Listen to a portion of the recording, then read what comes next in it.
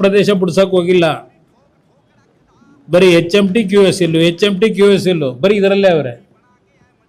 ಎಷ್ಟು ಪ್ರದೇಶ ಬಿಡಿಸಿದಿರಿ? ಎಷ್ಟು ಅರಣ್ಯ ಪ್ರದೇಶ? ಜಕ್ಕೂರ್ಗೆ ಹೋಗಿ ನೋಡಿದ್ದೀರಾ? ಜಕ್ಕೂರ್ ಪ್ಲಾಂಟೇಶನ್ ಏನಾಗಿದೆ?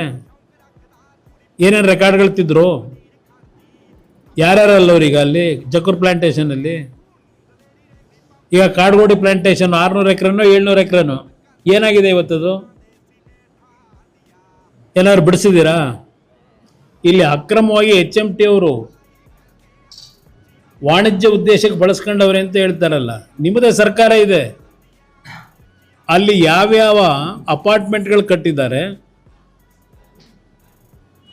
ಏನೇನು ಆಗಿದೆ ಇಲ್ಲಿ 160 ಎಕರೆಯಲ್ಲಿ ಯಾರ್ಯಾರ ಪಾಲು ಏನಿದೆ? ಸರ್ಕಾರ ಇಟ್ಕೊಂಡಿದ್ದೀರಲ್ಲ, ಅರಣ್ಯ ಇಲಾಖೆ ಮಂತ್ರಿ ಇದ್ರಲ್ಲ, ಈ 160 ಎಕರೆ ಪ್ರದೇಶ ಮಾರಾಟ ಮಾಡಿದ್ರಲ್ಲ, 2 ವರ್ಷದಿಂದ ಮಾಡಿದ್ದೇನೆ ನೀವು ಅರಣ್ಯ ಇಲಾಖೆ ಸಚಿವರಾಗಿ. ಇದನ್ನು ವಶಪಡಿಸ್ಕೊಳ್ತಕ್ಕಂಥದ್ದಕ್ಕೆ ಇವತ್ತು ಕೋರ್ಟ್ನಲ್ಲಿ ಇನ್ನೂ ಕೇಸ್ ನಡೀತಾ ಇದೆ. 444 ಎಕರೆ ಪ್ರದೇಶದಲ್ಲಿ ಬೃಹತ್ ಜೈವಿಕ ಉದ್ಯಾನ ನಿರ್ಮಿಸುವುದು ನಮ್ಮ ಗುರಿಯಾಗಿತ್ತು.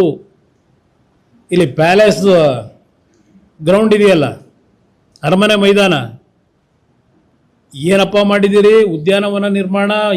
ಈಗ ಉದ್ದಕ್ಕೂ ಚೌಲ್ಟ್ರಿಗಳು ಕಟ್ಟಿದ್ದೀರಲ್ಲ, ಇದೇ ಅಲ್ವಾ ಕಾಪಾಡ್ರೆ ನೀವು? ಇಲ್ಲಿ ಉದ್ಯಾನವನ ಅದರಿಂದ ಜೈವಿಕ ಉದ್ಯಾನವನ 440 ಎಕರೆಯಲ್ಲಿ. ಇಲ್ಲಿ ನೋಡಿದ್ರೆ ರಸ್ತೆ ಒಳಗೆ ಸಾಯಂಕಾಲ ಟೈಮ್ ಓಡಾಡೋಕ್ಕಾಗಲ್ಲ. ಯಾವ ಆಧಾರದ ಮೇಲೆ ಕೊಟ್ಟಿದ್ದೀರಲ್ಲಪ್ಪ ಎಲ್ಲ ಚೌಲ್ಟ್ರಿಗೆ ಪರ್ಮಿಷನ್ಗಳು ಕೊಟ್ಟಿದ್ದೀರಿ? ಯಾರು ನೋಡ್ಕೊಳ್ಳಲ್ಲ. ನಿಮ್ಮಿಂದ ಬೆನಿಫಿಟ್ ಇದ್ರೆ ಮಾತ್ರ